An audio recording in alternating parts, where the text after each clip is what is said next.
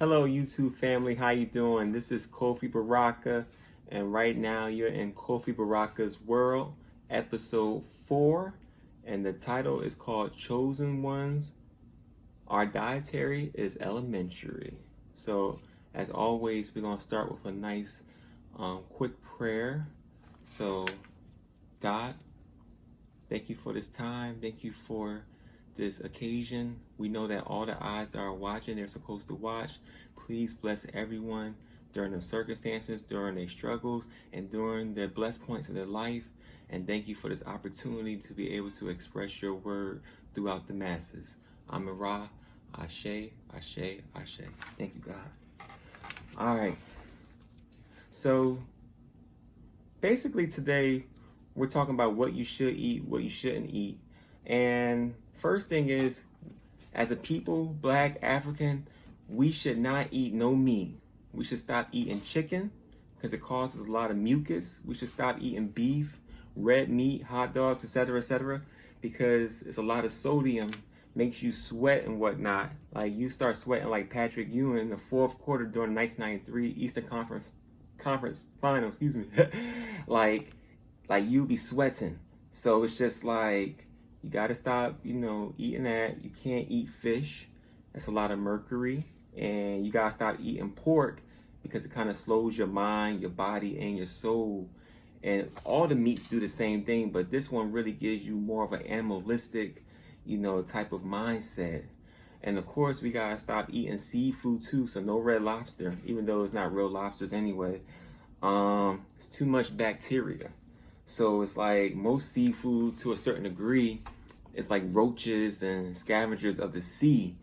Even the mermaids don't eat them. So it's just like, you can't eat them. And the perfect example would be like, if you saw a roach in your kitchen, would you eat that? That's a land roach. So what's the differentiation between a land roach and a sea roach? So no seafood. Also, no eggs. Too much cholesterol clogs the arteries, gives you headaches, it gives you a mind fog, and you can see why you eat it in the morning time, and then you go to school, try to take a test, and you can't remember shit because you already fucked up your brain eating those damn eggs and etc. Also, what's really important is no white sugar. To tell you the truth, white sugar is like that down south cousin of cocaine. So it's just like, it's the same thing. It's just a little bit of difference, but it's the same thing. Also, no white rice. And that's all they serve. And when you go to Chinese spots, I'm like, nah, give me brown rice, no white rice. You know what I mean? And another important thing today, which they have all over the Black communities and Black neighborhoods, is high fructose corn syrup. No high fructose corn syrup. And if you're a parent, you shouldn't be giving it to your kids either. You should be checking the labels. I know the back of the labels look like something from a fucking rocket, but you got to check and make sure. To tell you the truth, historically, corn syrup came during World War II. They used to put it in the Jewish people food. And I know they didn't eat most of the time, but the times that they did eat, they had corn syrup in their food, which fucked them up mentally, physically, etc.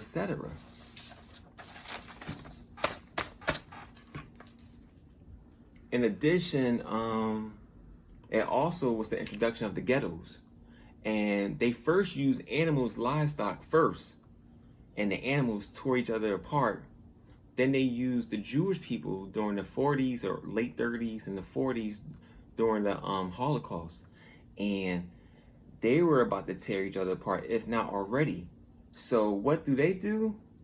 Basically, they bring it to America, have blacks live there, and then criticize the blacks when they act just like the animals, when they act just like the Jewish people during that situation. Actually, I would say act better, because now you got to throw in violence, the guns that they dropped off. You got to throw in the cocaine and the drugs that they threw there, taking all the black fathers out, having single parent moms, EBT. But back in my day, we didn't have EBT.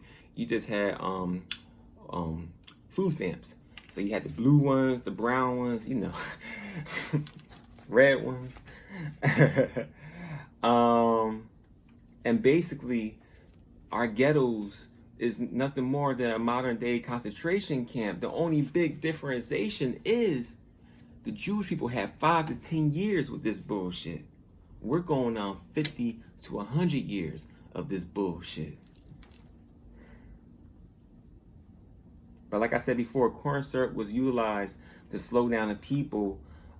It was introduced in our foods during 1975, 1976.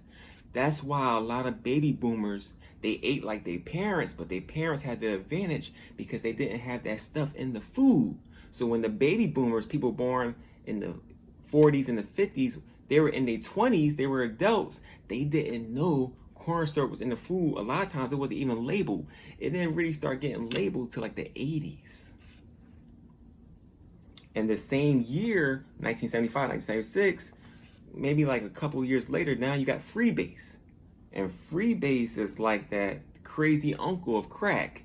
You know what I mean? Before you had crack, you had freebase. And that was the first time you start really seeing people of African descent, black people, abandoning their families because they already tested in the U.S. labs. They seen the male mouse leave his family so he can get a hit of that freebase. They were blowing it in the cage, and those motherfuckers was going crazy. It was like the mouse wire.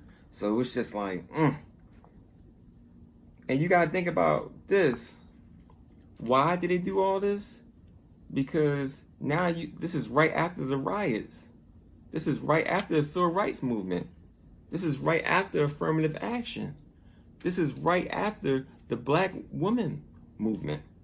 This is right after the Black Panthers, who now proliferated from 37 states out of 50 within a couple of years. So you can see why they got the Ritalin in the school. You can see why when you go to supermarkets right now, especially in the black community, 9% of all the products got high fructose corn syrup. You could barely buy shit if you woke or if you're a chosen one. So it's just like, it's almost a sabotage. You can't tell me it's not a concentration camp, if not worse.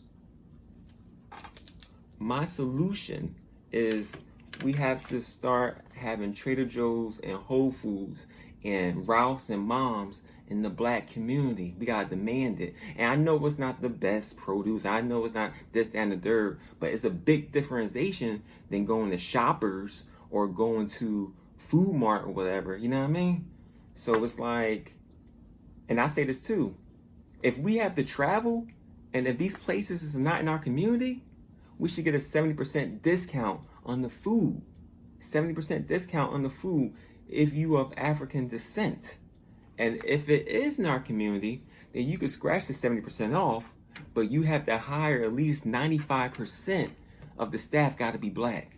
And if they're children or whatever age, they should have a scholarship program for schooling, universities, whatever, grad school, nursing school, you know what I mean? The bride, all that shit.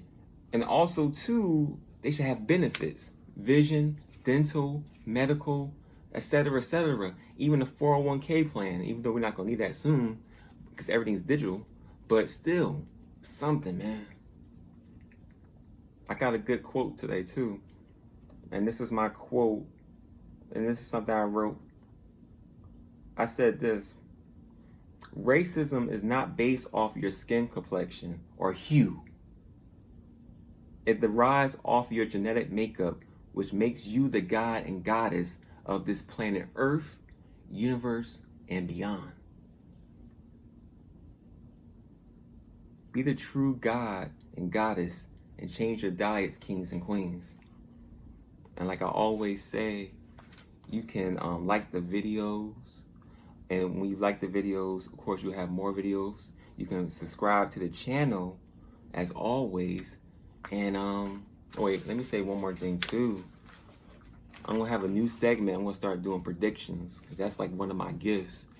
But I'm saying this right now on camera before it happens. I predict that the WNBA and the NBA are going to be one. I predict that women are going to be playing basketball with the fellas, that's how we did in the hood. We didn't discriminate in the hood. If you had ball handle or if you was cute, you played. You know what I mean? That was some of the best defense ever. But no, but still, we didn't discriminate. If you got the skills, it didn't matter what your gender was, you played. You got fouled. You know what I mean? We respected you. And at the end of the game, we all went to the corner store. We all got our waters and Gatorade and we all chilled. You know what I mean? The same thing with the NBA. They're going to have women in the NBA, or they're going to start a league where they have men and women together playing on the same team, opposite team, et cetera, et cetera. And that's going to be something I would love to pay for, because we never really saw that before at such a high spectrum. So that's going to be really cool too. So that's my little prediction. And like I said before, I want to thank you for watching the Kofi Baraka's World. Of course, I'm your host, Kofi Baraka. Thank you, fans, again. Thank you, YouTube family. I love you. Have a great, great night. Be blessed. Peace and blessings.